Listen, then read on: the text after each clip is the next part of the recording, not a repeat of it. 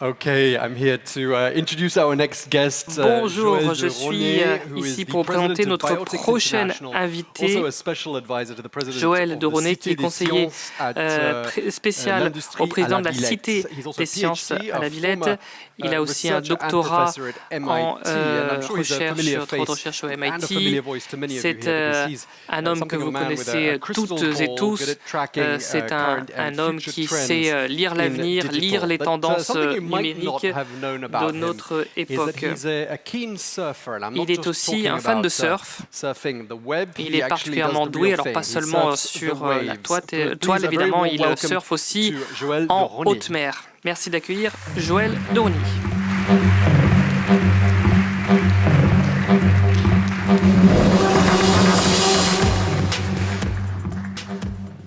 Bonjour à tout le monde.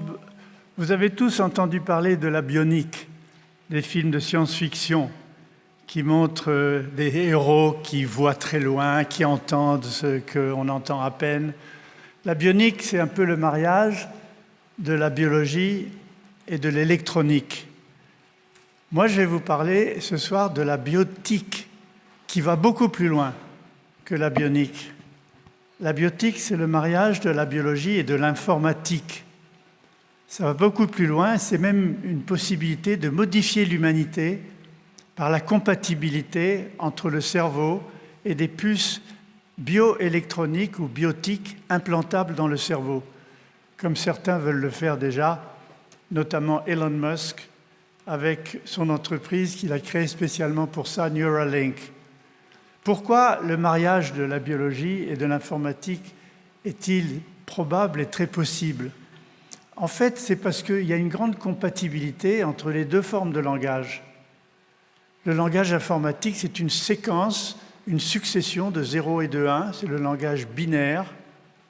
Le langage de la biologie, de l'ADN, c'est un langage fait de 4 lettres, adénine, thymine, guanine, cytosine, qui se succèdent dans un ordre différent pour former les gènes qui codent pour la fabrication de tout ce dont la vie a besoin pour vivre. Donc ce langage de la biologie et ce langage du numérique a déjà été utilisé et même est en cours de nombreux travaux dans des laboratoires un peu partout dans le monde. Je vous donne 2 exemples. Le célèbre biologiste John Church a écrit un livre de 150 pages sur la biologie et il a codé son livre dans l'ADN. Il a transformé le numérique grâce à une machine à synthétiser les gènes codés dans l'ADN. Et pour être sûr qu'on ne lui piquait pas son idée et son livre, il a codé, en plus de son livre, des photos de sa famille et des informations personnelles sur ses enfants. Tout ça dans l'ADN.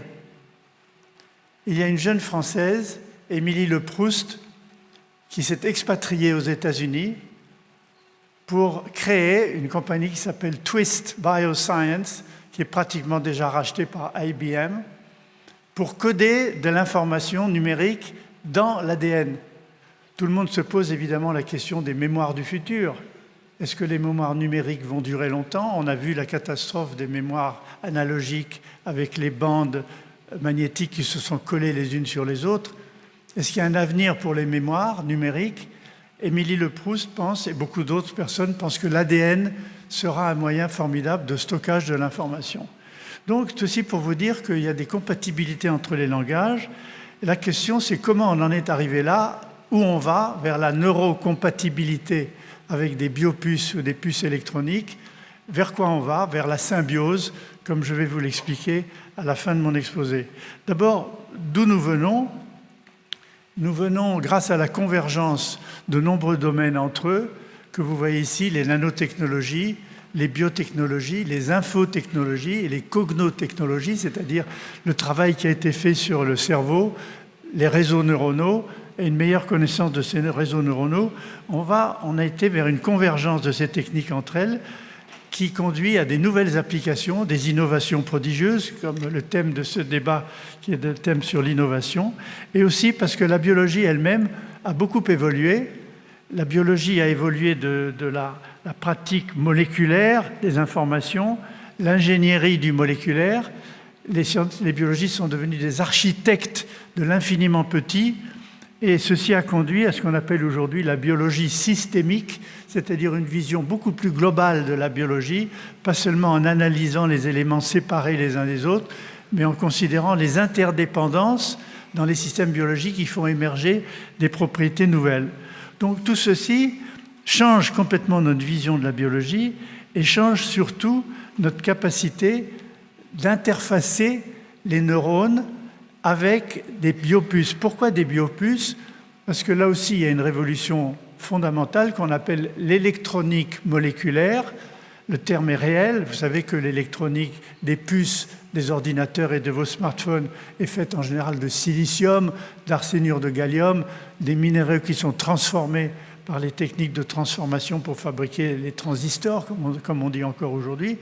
Mais de plus en plus, l'électronique moléculaire utilise déjà et va utiliser des polymères biocompatibles, c'est-à-dire des molécules qu'on peut faire ce que l'on fait à des ordinateurs, c'est-à-dire des mémoires, des traitements d'informations, des registres, la communication par des fils moléculaires.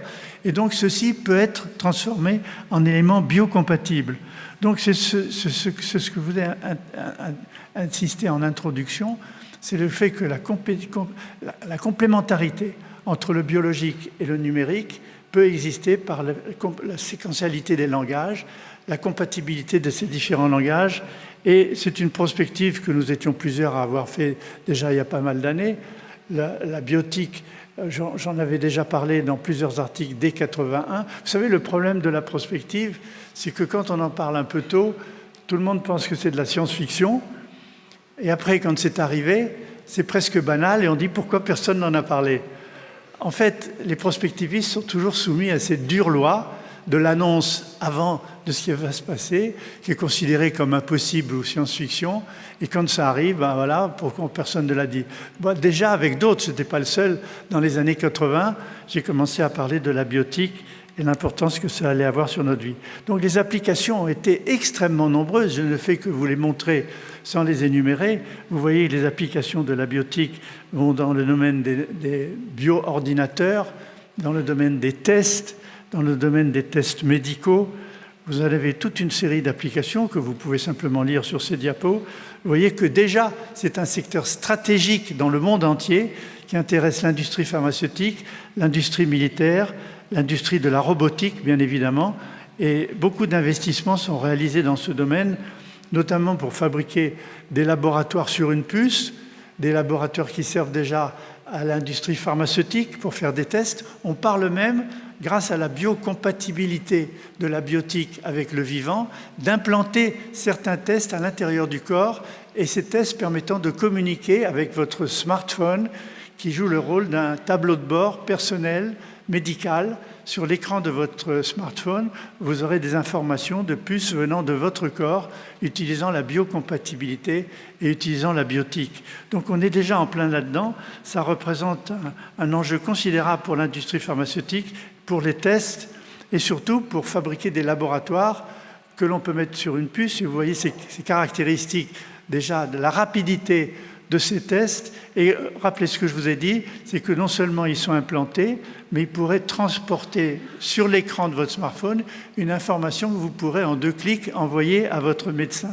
Donc c'est une véritable révolution, mais non seulement c'est une révolution médicale, mais c'est aussi une révolution dans la mesure où des ordinateurs biologiques, des biocomputers sont déjà fabriqués avec des traitements d'informations par molécules et pas seulement par les puces classiques que nous avons dans nos smartphones.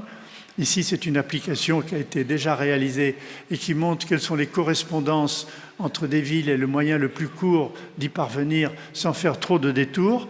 Des ordinateurs à ADN ont été développés aux États-Unis, au Japon, en Chine, en Israël et sont un enjeu considérable pour l'informatique de demain. Mais également, en plus de cela, il y a, comme je le disais en introduction, la possibilité de fabriquer des mémoires qui stockent l'information numérique sur des molécules. Ici, c'est de la bactériorhodopsine, mais il y en a beaucoup d'autres. L'ADN, que je l'ai dit avec Émilie Le Proust, cette jeune Française expatriée aux États-Unis, qui a créé Twist Bioscience, est aussi un support très important de mémoire. Le but de beaucoup de labos dans le monde, c'est la neurocompatibilité. c'est la possibilité qu'avec la biotique, on puisse fabriquer des sortes de biotransistors, des puces qui puissent être implantées dans le cerveau ou en contact avec le cerveau par des petits patchs que l'on peut porter sur les tempes. Moi, je suis un peu opposé au côté invasif de Elon Musk avec Neuralink, de transplanter une puce dans le cerveau, mais cette biocompatibilité, cette possibilité d'envoyer de l'information du corps vers l'écosystème dans lequel nous vivons est un enjeu considérable dans le futur, puisque cet écosystème dans lequel nous serons en symbiose, beaucoup pensent que l'intelligence artificielle, que moi j'ai débaptisé IA, intelligence auxiliaire, pour nous aider à augmenter notre propre cerveau, cette intelligence auxiliaire sera accessible dans l'écosystème numérique de demain grâce à la biotique et grâce à des puces non pas implantées mais en contact avec la peau. Donc vous voyez que c'est un enjeu considérable pour l'industrie pharmaceutique, pour l'industrie informatique et pour la possibilité d'avoir la relation directe entre les neurones, des biopuces compatibles et l'écosystème numérique dans lequel nous vivons. Vous voyez, là, c'est de la grande prospective, mais beaucoup plus proche qu'on ne le croit. On est à 20 ou 30 ans de ça, ce qui est vraiment demain, et déjà des applications de communication directe des biopuces avec des neurones ont été réalisées, notamment dans les cas de transplantation d'informations pour faire fonctionner des prothèses. Vous avez vu à la télé, ou vous avez déjà entendu parler de ces capacités de transférer directement du cerveau vers des jambes artificielles ou des bras artificiels, des informations qui permettent de les contrôler comme si elles étaient contrôlées par nos propres muscles. Et cette neurocompatibilité conduit aussi à ce que l'on appelle des outils métables, des wearables en anglais, des éléments que l'on porte sur soi dans des boucles d'oreilles, des boutons de colle, des boutons de ceinture, des semelles de chaussures ou des t-shirts comme celui que vous voyez là, qui récolte sur la peau toute une série d'informations que nous pouvons communiquer soit à notre médecin avec le tableau de bord santé personnalisé qui est le smartphone, mais aussi dans l'écosystème numérique en relation avec l'intelligence auxiliaire. Alors tout ceci, comme vous le voyez, nous ouvre vers une nouvelle ère. Quand on fait des sondages aux gens, on leur demande qu'est-ce qui vous a le plus frappé, qu'est-ce qui a le plus changé votre vie dans ces 30 dernières années. La plupart des gens répondent c'est la communication. La communication, c'est vrai, ça nous a complètement changé, mais moi je vous dis que l'ère dans laquelle nous entrons, c'est l'ère de la symbiose. C'est pour ça que j'ai appelé cette communication et mon livre « L'homme symbiotique », c'est-à-dire que de l'homme communicationnel, nous rentrons vers l'homme symbiotique et la femme symbiotique capable de se connecter en temps réel à l'écosystème numérique comprenant des données venant de l'intelligence auxiliaire ou, si vous le préférez, de l'intelligence artificielle. Donc c'est un enjeu absolument considérable pour nous, pour l'industrie, mais aussi pour l'humanité. Parce qu'un homme augmenté, par ces outils, peut contribuer à modifier le destin de l'humanité. Nous ne sommes plus les mêmes, et seront les mêmes humains avec ces capacités augmentées que nous le sommes aujourd'hui. Ça pose des problèmes philosophiques, éthiques, politiques, culturels, absolument fondamentaux pour l'avenir. C'est pourquoi j'ai choisi de vous en parler aujourd'hui. Et c'est pourquoi j'ai choisi d'en parler dans des livres qui s'appellent « L'homme symbiotique ». Et récemment, avec ce qu'on appelle la biologie de synthèse, retenez bien ce terme qui est fondamental, la biologie de synthèse, c'est de fabriquer du vivant à partir des éléments constitutifs.